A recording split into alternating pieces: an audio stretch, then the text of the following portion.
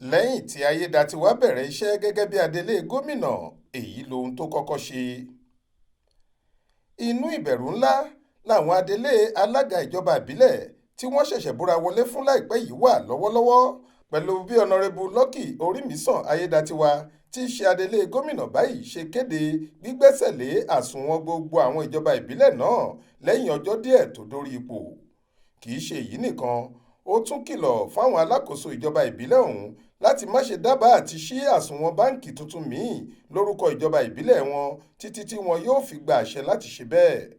Adelé gómìnà ọ̀hún sọ nínú lẹ́tà kan tí òun fúnra rẹ̀ fọwọ́ sí pé ọ̀rọ̀ ti jáde, àṣẹ sì tún tẹ̀lé pé kò gbọdọ̀ sí ètò ìnáwó kankan lásìkò yìí láti inú àsùnwọ̀n àwọn ìjọba ìbílẹ̀.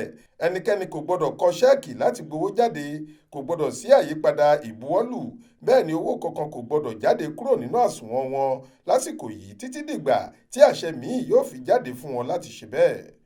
Ohun tá a gbọ́ ni pé ṣe l'Ayedatiwa mọ̀ọ́mọ̀ pàṣẹ yìí nítorí ọ̀nà tí wọ́n fi yan àwọn adelé alága ọ̀hún àti láti dènà fífi owó ìlú ṣòfò lásìkò ètò ìdìbò gómìnà tó fẹ́ wáyé nípìnlẹ̀ Ondo lọ́dún 2024. Ìgbésẹ̀ míì tí adelé gómìnà ọ̀hún tún gbé ni bó ṣe kọ̀ jálẹ̀ láti gba olùdarí ètò Chief of Protocol fún ọ̀gá rẹ̀ ìyẹn ọ̀gbẹ́ni Bọ́lá Àlàbí láàyè láti máa ṣiṣẹ́ fún òun. Ó ní òun fún ọkùnrin náà láàyè kó lọ sinmi ná títí tí gómìnà Akérédolú yóò fi padà wọṣẹ́. Ayedatiwa ní igbákejì ọ̀gá àwọn òṣìṣẹ́ lọ́fíìsì gómìnà ọ̀gbẹ́ni Ọmọjúwà Olúṣẹ́gun lòun fọwọ́ sí kó gba ipò ọkùnrin náà láti àsìkò yìí lọ. Olúṣèyẹ Ìyádé ló ṣàkójọ ìròyìn yìí fún iléeṣẹ́ tẹlifíṣàn Aláròye online. Faith Adébọ́lá ló kà á sétí ìgbọ́ yín.